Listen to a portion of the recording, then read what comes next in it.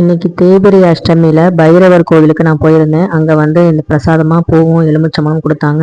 அந்த கோவிலுக்கு போனதை பற்றி நாளைக்கு அதே மாதிரி நாகமணி அம்மன் கோவிலுக்கும் போனேன். அதுக்கப்புறம் முருகனுடைய திருவிளையாடல் அதையும் வந்து உங்ககிட்ட நான் வந்து நாளைக்கு வந்து ஷேர் பண்ணுறேன்.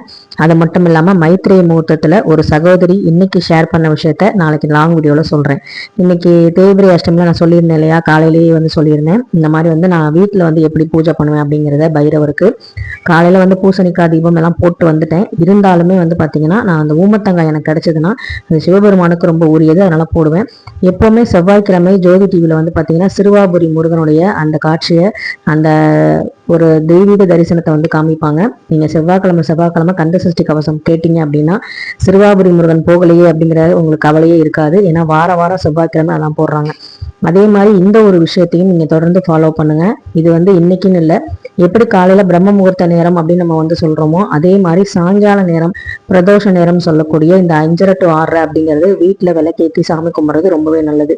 மகாலட்சுமி தாயார் வரவேற்கக்கூடிய அந்த நேரத்தில் நம்ம வந்து வீட்டில் விளக்கேற்றி ஒரு ஊதுபத்தியை வந்து ஏற்றி வச்சோம் அப்படின்னா மகாலட்சுமி தாயாருக்கு சந்தோஷம் வருதோ இல்லையோ, வெளியில இருந்து வீட்டுக்கு வர்ற குழந்தைகளோ இல்லை வந்து நம்மளுடைய கணவரோ இல்லை மனைவியோ யாரா இருந்தாலும் சரி, வேலைக்கு போயிட்டு ரொம்ப டயர்டா வராங்க அப்படின்னா அந்த ஊதுபத்தி வாசனையும் அந்த விளக்கோட ஒளியும் ரொம்ப பாசிட்டிவா இருக்கும். வீட்டில் இருக்கிற நமக்குமே வந்து காலையில இருந்து நம்ம வேலை செஞ்சு கொஞ்சம் டயர்டா இருந்துட்டு ரெஸ்ட் எடுத்துட்டு அப்புறமா நம்ம ஈவினிங் போல ஏதாவது வேலை செஞ்சுட்டு நம்ம விளக்கேற்றி நம்ம வச்சுட்டு உட்காந்துருந்தோம் அப்படிங்கும்போது ரொம்ப ஒரு பாசிட்டிவான விஷயம் வந்து நடக்கும். இந்த மாதிரி மாலை வேலையில எத்தனை பேர் இந்த விளக்கேற்றி ரசிச்சு அந்த தருணத்தை வந்து அனுபவிச்சுக்கிட்டு இருக்கீங்க அப்படிங்கிறத கமெண்ட்ல மறக்காம சொல்லுங்க. நான் காலையிலயும் விளக்கேற்றுவேன், சாயங்காலமும் விளக்கேற்றுவேன். நான்வெஜ் சாப்பிட்டா காலையில விளக்கேற்றிட்டு பூஜை ரூமை வந்து க்ளோஸ் பண்ணிடுவேன். திரும்ப சாயங்காலம் நான் ஏற்ற மாட்டேன். சப்போஸ் எங்க அம்மா வந்து ஏத்துறாங்க அப்படின்னா ஏற்ற சொல்லுவேன். அதே மாதிரி மாதவிடாய் சமயத்துல பூஜை ரூமுக்குள்ள நான் போக மாட்டேன்.